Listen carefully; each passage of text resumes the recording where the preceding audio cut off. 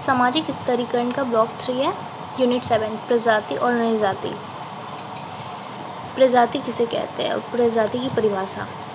तो हम आम बोलचाल में भाषा में विभिन्न मनुष्यों की बाहरी शारीरिक विशेषताओं के रूप में जो भी समझते हैं, उसके बारे में जो भी वर्णन करते हैं, उसे ही हम प्रजाति कहते हैं। जैसे कि वो हमें विरासत में मिली होती है, जैसे हमारा रंग है ना, चेहरे का रंग, शरीर की बनावट जो होती है, नैन नक्श, ऊंचाई, कद, हेयर जो होते हैं, किसी किसी की पूरी फैमिली मेम्बर में देखोगे आप कर्ली होते हैं या फिर किसी के एकदम स्ट्रेट होते हैं, इसी को हम प्रजाति कहते हैं। जो हमारी चीज़ें, शारीरिक चीज़ें हैं, जो हमारी शारीरिक बनावट है, वो हमें विरासत में मिली रहती है, यानी कि हमने उसे खुद से नहीं बनाया होता, या हमारा वो गुण नहीं होता है, वो हमारी विशेषता होती है जो हमें अपने माता पिता से मिलती है।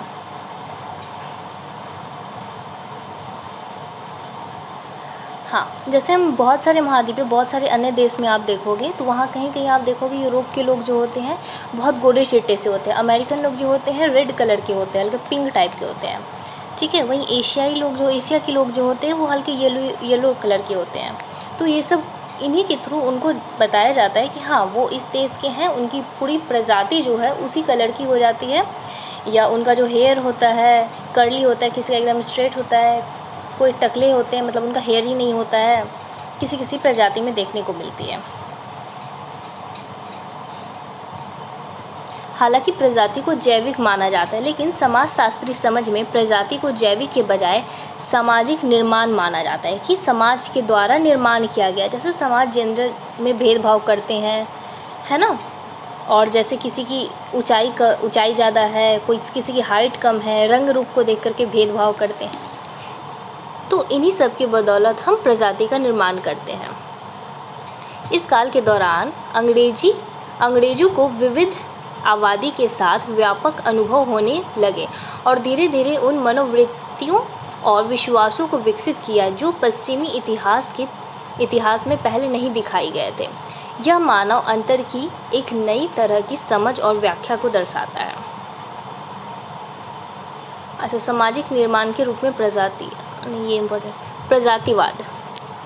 जैसा कि इतिहासकार और अन्य विद्वान इस तथ्य को स्वीकार करते हैं कि मानव अफ्रीका में उत्पन्न हुआ और इतिहास के विभिन्न चरणों में विभिन्न भौगोलिक स्थानों पर चला गया। जैसे सभी इंसान का जन्म अफ्रीका में हुआ, इंसानों का जन्म, और वो जहाँ जहाँ जाते किया वो अपना देश वहीं पे बना लिया, अपनी जाति का, प्रजाति का वहीं पे निर्माण किया, ठीक है। जो जहाँ रहने लगे उनको वहाँ की जाति कहा गया।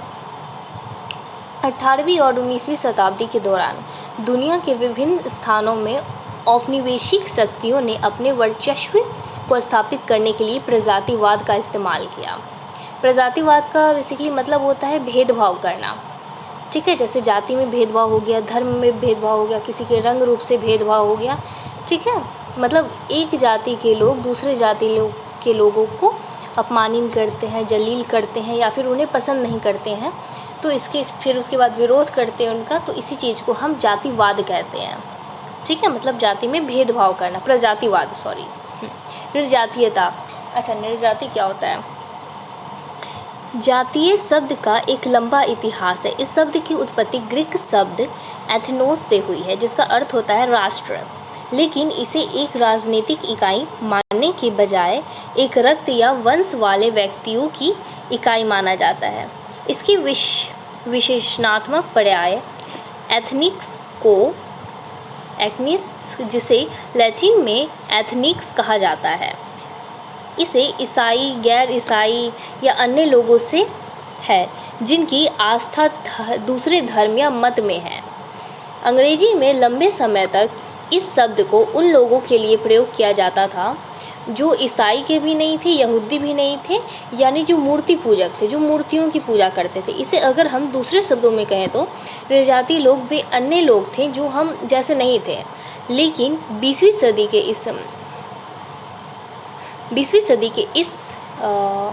इस निर्जातीय लोग में वे अन्य लोग नहीं थे। 20वीं सदी के इस ग्रीक मूल को फिर से प्रयोग में लाया जाने लगा। इसका अर्थ बदल दिया गया और वे बनाम हम, इनका नाम रख दिया गया वे बनाम हम का भाव खत्म हो गया। मगर इसे अब अन्य लोगों को ही नहीं बल्कि हम लोगों को भी परिभाषित करने के लिए एक खास तरीके से प्रयोग किया जाता है।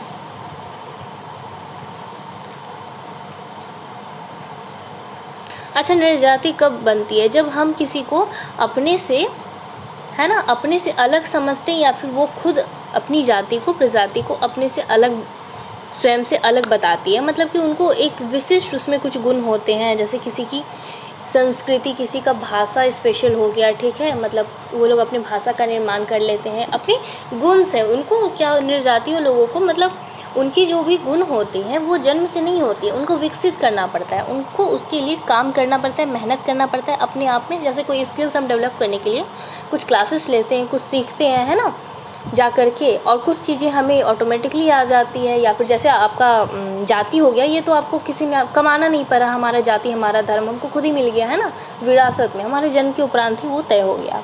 लेकिन नृजातीय लोगों को अपने गुण से कमाना पड़ता है, ठीक है, जैसे बोली, भाषा, ठीक है, इन सब का निर्माण करता है, अपनी अपनी संस्कृति बनानी पड़ती है। नृजातीय समूह, पॉल ब्रास के अनुसार नृजातीय समूह को परिभाषित करने के लिए 3 तरीके हैं। पहला, उसे उसकी वस्तुनिष्ठ विशेषताओं के आधार पर परिभाषित किया जा सकता है। दूसरा, उसे उसमें प्रचलित व्यक्तिनिष्ठ भावनाओं, और तीसरा, व्यवहार के आधार पर परिभाषित किया जा सकता है। इस तरह पहली परिभाषा का यह मतलब निकलता है कि एक समूह में कुछ ऐसी विभेदी वस्तुनिष्ठ सांस्कृतिक विशेषताएं विद्यमान होती हैं जो उसे अन्य समूहों से अलग बनाती है। वही बात है, नृजातीय समूह किसे कहते हैं कि जो उस खुद को अपने दूसरे समूहों से अलग समझता है, या फिर दूसरे समूह के लोग उसे अलग मानते हैं, उसे ही हम नृजातीय कहते हैं और नृजातीय समूह कहते हैं। नृजातीय के प्रमुख घटक,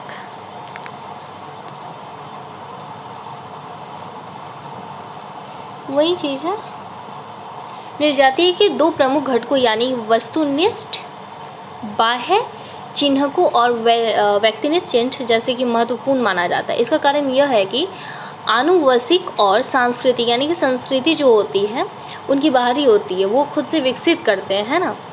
चेतना को कौन जन्म देता है? जैसे कि हम कोई चीज़ सीख रहे हैं, अपनी बुद्धि से सीख रहे हैं, अपने गुण को विकसित कर रहे हैं। जैसे विद्वानों का यह मानना है कि जब विभिन्न नृजातीय समूह एक दूसरे के संपर्क में आते हैं और परस्पर प्रभावी क्रिया करते हैं तो इसलिए नृजातीय चेतना उत्पन्न होती है। मगर यह भी संतोषजनक व्याख्या नहीं है कि संपर्क को हो जाने मात्र से नृजातीय चेतना आ जाती, इसलिए इस प्रश्न का कोई समाधान नहीं है। नृजातीय स्तरीकरण एक ऐसी व्यवस्था है जिसके द्वारा लोगों को उनकी संपदा, सत्ताधिकार और प्रतिष्ठा के आधार पर असमान रूप से श्रेणियों में बांटा जाता है और उसी से अनुरूप उन्हें पुरस्कृत किया जाता है। जैसे कौन कितना बलशाली है, किसके हाथ में सत्ता है ना, किसका ज़्यादा चलती है, या फिर बड़ी जाति को, यानी कि अब ब्राह्मण को ले लो, राजपूतों को ले लो, इनको ज़्यादा मान सम्मान मिलता है हमारे समाज में, और हमसे नीचे के जेंडर वालों को, जेंडर को, या फिर किसी भी कैटेगरी के ले लो, आप कास्ट को ले लो, धर्म वालों को ले लो, तो इनको थोड़ा सा कम मान सम्मान मिलता है। हाँ, हालांकि बहुत सारी जगह ये विश्वास नहीं है, लेकिन फिर भी, तो इसी को नृजातीय स्तरीकरण कहते हैं। मतलब भेदभाव वाली बात यहाँ भी आ जाती है। नृजातीय पुनरुत्थान और द्वंद्वों का विश्लेषण करने के लिए आंतरिक उपनिवेशवाद का मॉडल प्रयोग किया जाता है। इस मॉडल में प्रभावी समूह द्वारा अल्पसंख्यक समूहों पर राजनीतिक नियंत्रण, उनका आर्थिक शोषण और उन पर सांस्कृतिक वर्चस्व बनाए रखना, और फिर इस विषम संबंध को विचारधारा की आड़ लेकर न्यायोचित ठहराना, इन सब पहलुओं को उठाया जाता है। नृजातीय स्तरीकरण की कई बातें स्तरीकरण के अन्य स्वरूपों से मिलती है, जैसे श्रेणीकरण, असमानता, भेदभाव, शोषण करना, ये सब चीज़ें। अच्छा, नृजातीय राष्ट्रवाद, इन सब पे ना टिप्पणी दे सकता है। 10 नंबर का लिखिए, 5 नंबर का, 6 नंबर का, इस तरीके से। नृजातीय राष्ट्रवाद, नृजातीय समूह की सदस्यता समाज में व्यक्ति की स्थिति, उसकी हैसियत को तय करती है। यह 2 तरीके से होता है, धन, प्रतिष्ठा और सत्ताधिकार। जैसे सामाजिक पारितोषिक को आवंटन अक्सर नृजातीय आधार पर होता है। दूसरा, अधिकांश समाजों में यह में एक या अधिक नृजातीय समूहों का दूसरे समूहों पर आर्थिक, राजनीतिक और सांस्कृतिक मामलों में वर्चस्व होता है। जैसे कि अभी हमने बात की कि कौन धनी है, कौन ज़्यादा पैसे वाले है, कौन ज़्यादा समाज से जुड़ा हुआ है, सामाजिक उनका जो तालमेल है कितना ज़्यादा है, इन सब चीज़ों पे। अच्छा, राष्ट्रवाद और नृजातीयता, इसको देख लेते हैं। राष्ट्रवाद लोगों की अपनी एक स्वशासी राजनीतिक इकाई को स्थापित करने और उसे चलाने की प्रकट भावना है। समकालीन विषय में यह आधुनिक राज्यों के सृजक और विधम दोनों रूपों में सबसे प्रभावशाली शक्ति प्रमाणित हुई है। राष्ट्रवाद और नृजातीयता दोनों परस्पर जुड़े हैं, लेकिन दोनों अलग है एक दूसरे से। नृजातीयता राष्ट्रवाद का रूप धारण कर सकती है और राष्ट्रवाद का आधार हमेशा वास्तविक या काल्पनिक हो सकता है, यानी कि सच या फिर बनावटी। नृजातीय संबंध बनते हैं, पर राष्ट्रवाद के मूल में 3 मुख्य बातें निहित होती है: स्वायत्तता, एकता और पहचान। स्वायत्तता का अभिप्राय उस प्रयास से है जिसे लोग अपनी नियति को खुद तय करने और खुद को बाहरी बेड़ियों से मुक्त करने के लिए करते हैं। मतलब प्रयास करना, किसी रूढ़ि से या किसी जो कोई बात है जो आपको लग रही है कि नहीं ऐसा नहीं होना चाहिए, तो आप अपने हिसाब से उस चीज़ को तय करते हैं ना, किसी उल्टी को किसी भी सोच को हम सुलझाने के लिए क्या करते हैं, हम कोशिश करते हैं। जैसे हम किसी सिचुएशन में फंस गए, 2 सिचुएशन में फंस गए, आपको लग रहा है एक सही है पर एक गलत है, तो उसको हम समझेंगे कैसे? तो उसको सुलझाने के लिए जो हम कोशिश करते हैं, प्रयास करते हैं, उसी को पहला स्वायत्त चरण कहते हैं। ठीक है। दूसरा है एकता। एकता का मतलब तो हमें पता ही है, मतभेदों को समाप्त करके एकजुट होना है ना। जैसे मजदूर लोग क्या करते हैं, आंदोलन करते हैं, ये एक दूसरे से भिड़े रहते हैं, लेकिन कोई दूसरे वर्ग के लोग उन पर अगर हमला करते हैं या फिर कोई और बात होती है, तो वो सब एक साथ मिल करके एकता का प्रतीक बन करके फिर वो उसका समाधान करते हैं।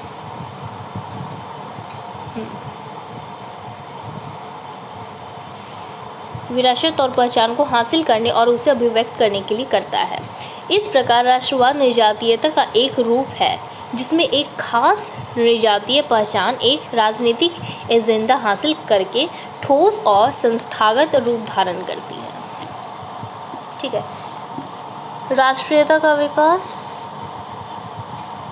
नहीं, ये सब पढ़ेंगे नृजातीय राष्ट्रवाद का। अच्छा, यूनिट 8 देख लेते हैं फटाफट। जाति और वर्ग। जाति का तो मतलब हमें पता ही है, ठीक है, उच्च जाति, नीच जाति। जाति मॉडल की मूलभूत विशेषता है, इसको देख लेते हैं। आंद्रे बेटिली ने भारतीय समाज के जाति मॉडल के इस परिप्रेक्ष्य की बुनियादी विशेषताओं की रूपरेखा एक विश्लेषणात्मक योजना के रूप में बताई है। इस जाति मॉडल की कुछ विशेषताएं इधर दी हुई है। पहला है इसका, यह मॉडल लोगों के कुछ विशेष वर्गों द्वारा माने और व्यक्त किए जाने वाले विचारों पर आधारित है। ठीक है, यह उनके आचरण पर आधारित नहीं है, हालांकि इसके अध्ययन के लिए द्वितीयक अनुभवजन्य सामग्री भी प्रयोग की जाती है। दूसरा है, यह भारत में जाति को एक तरह से पहला और सार्वभौमिक महत्व देता है, जैसा कि शास्त्रों में इसकी धारणा दी गई। तीसरा है, इस पूरी व्यवस्था को इस रूप में देखा जाता है कि यह जो है कमोबेश स्पष्टता रचित निश्चित सिद्धांत या खेल के नियमों से संचालित है। लास्ट है इसका, आंद्रे बेलिटी ने इस मॉडल से उत्पन्न होने वाले 2 जोखिमों की ओर भी इशारा किया है। इसमें सबसे पहला आता है खतरा। तो यह है कि यह इस सिद्धांत का जो है इतना सामान्य है कि यह किसी भी समाज के लिए प्रयुक्त हो सकता है। दूसरा खतरा यह है कि आर्थिक और राजनीतिक जीवन की बारीकियों को लेकर नहीं चलता। सांस्कृतिकरण का M.N. श्रीनिवास का सिद्धांत जाति और वर्ण व्यवस्था में परिवर्तन इसी तरह का प्रभावी प्रक्रिया है। अच्छा, इनका हम पहले भी पढ़े थे स्टार्टिंग वाले ब्लॉक में, फर्स्ट ब्लॉक में।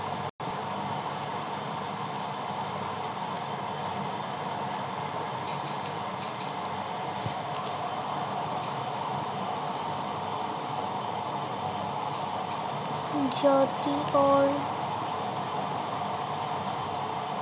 इसमें उतना कुछ इम्पोर्टेंट नहीं है। जाति और गतिशीलता, ये हम सेकंड ब्लॉग में पढ़े थे शायद, देख लेते हैं। जाति और गतिशीलता। जाति हालांकि वास्तव में ज़्यादा लचीली व्यवस्था नहीं है, मगर यह अपने सदस्यों को कुछ निश्चित क्षेत्रों में गतिशीलता की अनुभूति देती है। कोई जाति अंतरजातीय निर्भरता के मामले में वर्ण व्यवस्था के नियमों से संचालित होती है, मगर वहीं दूसरी जाति जो होती है अपनी प्रथाओं, अनुष्ठानों, है ना, विचारों या फिर किसी एक, जैसे हो जाता है कोई परंपरा से बंधी रहती है ना, संस्कृति से। श्रीनिवास के अनुसार कृषि उत्पादन के लिए आज भी कई जातियों के परस्पर सहयोग की उतनी ही आवश्यकता पड़ती है। जाति मुहावरे का चलन बड़ा व्यापक है। कार्ल मार्क्स ने उत्पादन की एशियाई विधि को भारत में वर्ण व्यवस्था की स्थिरता से जोड़कर देखा था। उधर बेलिटी भारतीय समाज के जाति दर्शन को प्रचारित करने के लिए ड्यूमोंट को विशेष रूप से दोषी ठहराते हैं। मतलब एक दूसरे को यही काम रहता है कोई भी रिसर्चर का कि एक दूसरे की ये रिसर्च में कोई ना कोई त्रुटि निकालना, कोई ना कोई खेद निकालना।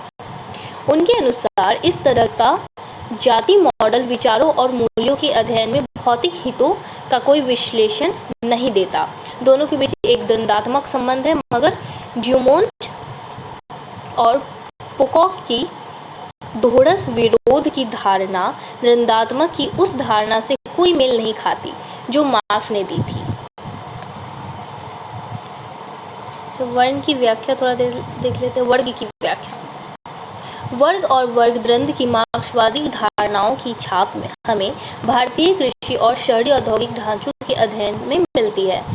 कार्ल मार्क्स ने भारत पर लिखे 2 लेखों में जाति और ग्रामीण समुदाय के पारंपरिक लोकाचार का विवेचन किया था। शुरू में मार्क्स का मानना था कि एशियाई उत्पादन विधि में भूमि के रूप में निजी संपत्ति नहीं है और जाति कृषि और ग्रामीण हस्तशिल्पों में एक खास गठबंधन के कारण अर्थव्यवस्था जड़ है। मगर सिटी कुरियन का मानना है कि एशियाई विधि का विश्लेषण वर्गीय अंतर्विरोधों और वर्गीय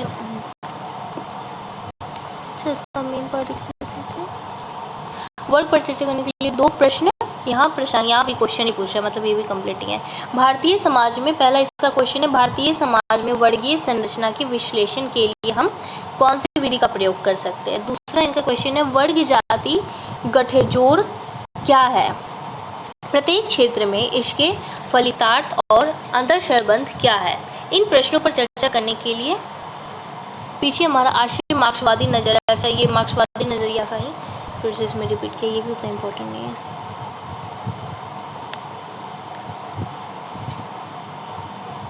हिंसा और शोषण। अच्छा, अत्याचार विरोधी समिति के मुताबिक बेलची, आगरा, पंतन नगर, मराठवाड़ा और बाजितपुर समेत अनेक शहरों पर अनुसूचित जाति के लोगों की हत्या, लूटपाट और उनकी महिलाओं के साथ बलात्कार की घटनाएं वर्ग संघर्ष और वर्ग संगठनों की तुलना में वर्ण व्यवस्था की भूमिका को दर्शाते हैं। अच्छा, हिंसा तो हमें पता ही है, मारपीट, दंगा फसाद, शोषण भी पता ही है ना। तो उन्हीं चीज़ों को थोड़ा डिटेल्स में अच्छे से एक्सप्लेन करके आप लिख सकते हो तो अच्छा खासा नंबर उस पर आ सकता है। स्मिथ ने अपनी रिपोर्ट में निर्धन ग्रामीण महिलाओं, विशेषकर दलित महिला, जिनका कम आंदोलन होता है ना, दलित पीड़ित कहते हैं ना, तो उनके यौन और आर्थिक दोनों प्रकार के शोषण और उत्पीड़न को उजागर किया था। जैसे होता है ना कि मतलब कम पैसे वाले लोग होते हैं या फिर जो गरीब लोग होते हैं तो उनके साथ शोषण ज़्यादा किया जाता है, मार कुटाई या फिर जो भी हो जाता है। तो महिलाओं के साथ भी बदसलूकी होती है, क्योंकि हम बड़े लोगों का, बड़े कास्ट का या फिर धनवान लोगों का ये मानना रहता है कि उनके साथ हम कितना भी अत्याचार करेंगे वो तो गरीब है, दुखिहारी है, वो किसी को कहेंगे नहीं, और दूसरी बात कहेंगे भी तो उनकी बात सुनेगा कौन, क्योंकि जिसके हाथ में पावर है, जिसके पास पैसा है, लोग तो उसी की बात मानेंगे ना। इसीलिए उनको दबाने के लिए उनके साथ शोषण, अपने एंजॉय के लिए भी उनके साथ शोषण किया जाता था, मार कुटाई सब किया जाता था। अब बिहार वगैरह जैसे क्षेत्रों में काफ़ी ज़्यादा ये आज भी होता है। रणबीर सेना और एक वही है। इसकी कुछ महत्वपूर्ण बातें ध्यान में रखनी चाहिए। अच्छा, इसमें भी दिया है कुछ महत्वपूर्ण बातें। वर्ण व्यवस्था आर्थिक शोषण की एक बेहद प्रभावशाली विधि के रूप में काम करती है। प्रभावी जाति राजनीतिक सत्ताधिकार और सामाजिक प्रतिष्ठा भी अर्जित कर लेती है, जो जाति क्रम, परंपरा और स्वामित्व को दर्शाती है। वही बात दिया है कि मतलब जो बड़े लोग होते हैं, जो भूमिहार या जो स्वामी होते हैं भूमि के, वो लोग ज़्यादा अपने मजदूरों पे या उनकी बहन बेटियों पे या फिर उनके घर परिवार या दलित परिवारों पे बहुत ज़्यादा शोषण करते हैं। विशेषकर ग्रामीण क्षेत्रों में जाति उत्पादन, देखो अभी बताया हमने ना, वही दिया हुआ है। ग्रामीण क्षेत्र में या कम पैसे वालों के लोग में बहुत, जैसे कोई काम वाली हो गई, घर पे काम वाम करने वाली होती है, वो लोग जो होती है ना, मतलब मजबूरी में इंसान काम करता है, ऐसे काम करते हैं, तो उन लोगों के साथ ज़्यादा प्रॉब्लम होती है। जाति उत्पादन संबंधों को भी परिभाषित करती है, क्योंकि यही जन समूहों और व्यक्तियों के उत्पादन के साधनों और संसाधनों तक पहुंच को संचालित करती है। ठीक है, अब यूनिट 9 देख लेते हैं, लैंगिक और असमानताएं। इससे भी एक क्वेश्चन आ सकता है।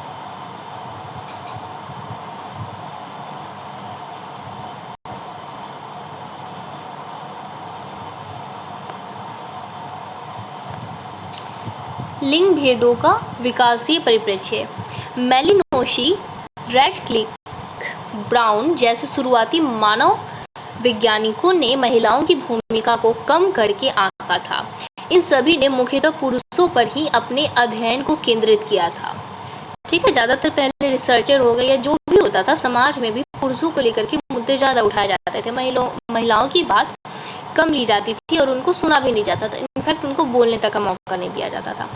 30 पर उन्होंने सामुदायिक जीवन पर ही नहीं बल्कि समुदाय में महिलाओं की भूमिका से संबंधित जानकारी भी गांव के पुरुषों से जुटाई, है ना। मतलब महिला के बारे में कुछ जानना होता था, उनकी कोई भी बात है तो वो भी क्या करते थे, वो लोग पुरुषों के थ्रू जानते थे। मतलब महिलाओं को बोलने ही नहीं दिया जाता तो वो बताएंगे क्या। पुरुषों के प्रति उनके इस झुकाव को विख्यात मानव विज्ञानी मार्गरेट मीड ने आड़े हाथों लिया। उन्होंने प्रशांत महासागरीय द्वीप में बसे आदि मानव समाजों का गहन अध्ययन किया, यानी बहुत डीपली उनका अध्ययन किया। श्रम के लैंगिक विभाजन पर 1930 के उत्तरार्ध और 1960 यानी 30 साल के बीच के दौर में जो अंतर सांस्कृतिक आंकड़े और जानकारियां मिली, उन्होंने इस धारणा को धराशायी कर दिया कि हमारे समाज में पुरुषों महिलाओं को सौंपे जाने वाले कुछ कार्य नहीं कर पाते हैं और इसी प्रकार स्त्रियां पुरुषों के कार्य को नहीं कर पाती है।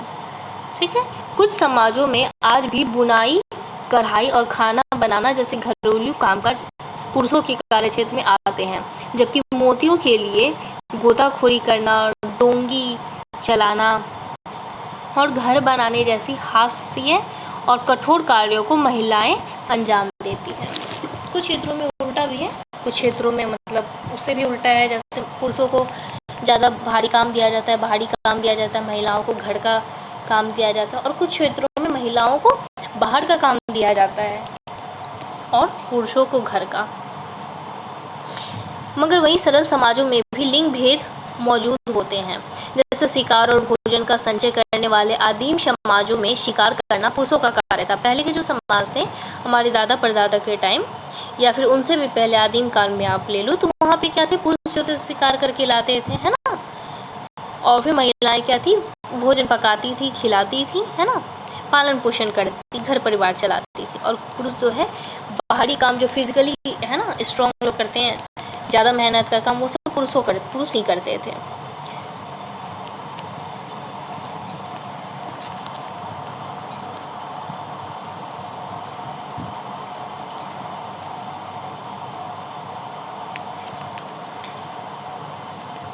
अच्छा, ये तो भी देख लिया। उपनिवेशवाद और विकास। आज हम ऐसी दुनिया में रहते हैं जो जटिल राजनीतिक और आर्थिक संबंधों पर टिकी है। अधिकतर उपनिवेशों को हालांकि 1960 तक स्वतंत्रता मिल गई थी, ठीक है, लेकिन औपनिवेशिक काल में पूंजीवादी विश्व स्वास्थ्य विश्व व्यवस्था का जो आर्थिक वर्चस्व शुरू हुआ उसमें कोई विशेष बदलाव नहीं आया। 20वीं सदी के उत्तरार्ध में भी औद्योगिक या विकसित विषय और विकासशील या तीसरी दुनिया के देशों के स्त्री पुरुषों पर पूंजीवाद के प्रवेश और भूमंडलीय अर्थव्यवस्था के में उनके समाज के एकीकरण का क्या प्रभाव पड़ा। विश्व के कई भागों में मूलतः समतावादी सामाजिक लिंग सोच यानी जेंडर भेदभाव है ना, उसके बारे में क्या सोचते लोग, संबंधों की जगह अब क्रम परंपराबद्ध संबंधों ने ले ली थी। इसके फलस्वरूप महिलाओं को हाशिए पर ढकेल दिया गया। औपनिवेशिक काल से पहले उन्हें आर्थिक और राजनीतिक निर्णय के जो पद स्थान हासिल थे उनमें उन्हें हटा दिया गया था। पुरुष को ध्यान में रखकर बनाए जाने वाले विकास कार्यक्रमों के चलते स्त्री पुरुष के बीच श्रम का नए ढंग से विभाजन हुआ, जिसने महिलाओं को पुरुषों पर और ज़्यादा निर्भर बना दिया। ठीक है, इजी भाषा में दिए तो समझ आ रहा होगा। पुरुषों पर महिलाओं की बढ़ती निर्भरता नगरीकरण की प्रक्रिया पर, इसमें जो भी है ना पूरा लिंग जेंडर भेदभाव में दिया गया है, तो ये तो इजी है। महिलाओं पर विकास का प्रभाव, अच्छा ये देख लेते हैं छोटा सा। विकास का क्या प्रभाव पड़ा। भारतीय जनगणना में स्त्रियों की संख्या अधूरी बताई जाती है। हाँ ये बात तो सच है, पूरी नहीं बताई जाती है। महिलाओं में सामान्य मृत्यु दर पुरुषों से अधिक है। भारतीय परिवारों में पुत्रों को अधिक महत्व दिया जाता है, ये भी सच है इसमें, जिसके फलस्वरूप मादा यानी कि स्त्री शिशुओं को उपेक्षा का शिकार होना पड़ता है। इसके चलते महिला मृत्यु दर अधिक होती है। महिलाएं जो होती है सुसाइड भी अधिक करती है, इनकी हत्या भी अधिक होती है। बारंबार और अत्यधिक संतानोत्पत्ति का महिलाओं के स्वास्थ्य पर बुरा असर पड़ता है। मतलब उम्र से पहले है ना, तो उनके मेंटली फिजिकली दोनों हेल्थ पे गलत असर पड़ता है। कुछ बीमारियां महिलाओं में अधिक होती है। इससे स्त्री के प्रति समाज के नज़रिए और समाज में स्त्री की भूमिका के प्रति रवैयों का सवाल उठता है कि हम उनके साथ कैसा बिहेव करते हैं, भेदभाव क्यों करते हैं और उनके बारे में ज़्यादा बात क्यों नहीं करते, उनको प्रॉब्लमों को क्यों नहीं सुनते हैं, क्यों वो इतना ज़्यादा आत्महत्या कर रही हैं, उनकी हत्याएं हो रही हैं, इन सब पे सवाल बहुत ज़्यादा उठता है। ग्रामीण भारत में मादा शिशु हत्या और शिशु की उपेक्षा, ये सब समझाने की ज़रूरत नहीं है, तो आप लिख सकते हो कि मतलब बच्चे को गर्भ में ही मार दिया जाता है, क्योंकि ये माना जाता है ग्रामीण एरिया में, या फिर थोड़े से आप नीचे जाओगे तो जो पिछड़े जो होते हैं जिनका ज़्यादा डेवलप नहीं होता है, ग्रामीण एरिया हो गया या फिर जो भी शहर के भी कुछ क्षेत्र होते हैं, तो उनमें क्या होता है कि लोगों की सोच को तो हम बदल सकते हैं, जब उनको हम खुद शिक्षित होंगे तब तो हम किसी को शिक्षा देंगे, तो उनको समझाना पड़ता है। तो कुछ पहले तो बहुत ज़्यादा होता था कि भ्रूण हत्या होता था, मतलब बच्चे को पेट में ही मार दिया जाता था अगर पता चलता था कि वो महिला है, या फिर जन्म के बाद ही दूध में डुबा करके या नदी तालाब में बहा दिया जाता था टोकरी में करके। आज भी कई केसेस यहाँ यूपी में 2 साल पहले ही आया था कि टोकरी में एक बच्ची को पाया गया था। तो ऐसे केसेस आते रहते हैं कि महिलाओं की जो हत्या बहुत ज़्यादा बढ़ रही है या जेंडर भेदभाव होता है।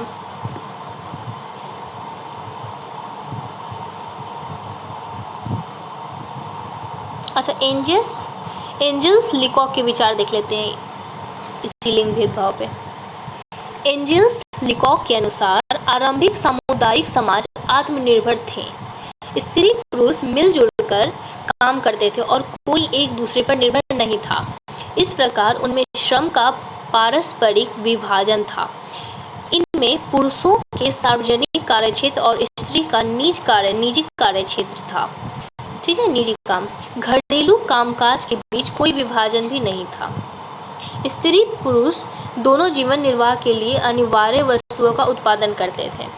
इस प्रकार के समाज में सिर्फ दैनिक जरूरतों की पूर्ति होती थी, मतलब जो जरूरी है उतना ही, जितना जरूरी उतना ही। कालांतर में औद्योगिकीकरण की प्रक्रिया शुरू होने पर वस्तुओं का उत्पादन बड़े पैमाने पर होने लगा और व्यवहार और वस्तु विनिमय के चलन पर जोर दिए। अपने मुनाफे को बढ़ाने के लिए पूंजीपति महिलाओं और कामगारों का शोषण करने लगे। पूंजीपति जो थे महिलाओं का और काम करने वाले मजदूरों का शोषण करने लगे, है ना। उनकी पैसे को ज़बरदस्ती छीन, उनके वेतन को छीन लेना, है ना, मार कुटाई करना, बदसलूकी करना, ये सब काम करते थे। ये किनका मन था? एंजेल्स लीकॉक के विचार थे कि समानताएं, तो दोनों के काम में समानताएं थी, है ना, कोई एक दूसरे पे निर्भर नहीं थे, लेकिन उनका शोषण भी बहुत ज़्यादा होता था। समानता और असमानता, श्रम एवं श्रम का लैंगिक विभाजन और सामाजिक लिंग सोच, जनस्तरीकरण। महिलाएं और गरीब, औद्योगिकीकरण और नगरीकरण का प्रभाव। अच्छा, इसको देख लेते। औद्योगिकीकरण और नगरीकरण का प्रभाव। बढ़ती औद्योगिकीकरण और नगरीकरण के फलस्वरूप शहरी समाज में नौकरी पेशा करने वाले युगलों की संख्या भी बढ़ रही है। ऐसे में पति पत्नी में एक दूसरे की मदद करने की ज़रूरत भी बढ़ रही है ना, एक दूसरे की मदद करना, इसलिए वे घर के कामकाज मिलजुल कर करते हैं, एक दूसरे का हाथ बढ़ाते हैं। ऐसा भी देखने में आता है कि जिन पतियों के काम की पारी अलग होती है, वे अपनी पत्नियों के काम पर जाने के बाद घर पर बच्चों की भी देखभाल करते हैं, है? यही नहीं, पति घर के कामकाज में भी पत्नियों का हाथ बटाता। अच्छा, इसकी औद्योगिकीकरण और नगरीकरण का प्रभाव बताएगा। तो इसमें आप ये लिख सकते हैं, जैसे आज की जैसे हमारी सोच, आज की पीढ़ी की जैसी सोच है कि हाँ, महिलाएं पुरुष दोनों समान है, दोनों एक दूसरे की हेल्प करेंगे तो घर और ज़्यादा अच्छा चल सकता है, उनका रिलेशन भी अच्छा रहेगा। तो आज का जो हमारा का सोच है, इस सोच को हम इसमें औद्योगिकीकरण और नगरीकरण में लिख सकते हैं। तो ये हमारा ब्लॉक 3 भी कंप्लीट हो गया। Thank you.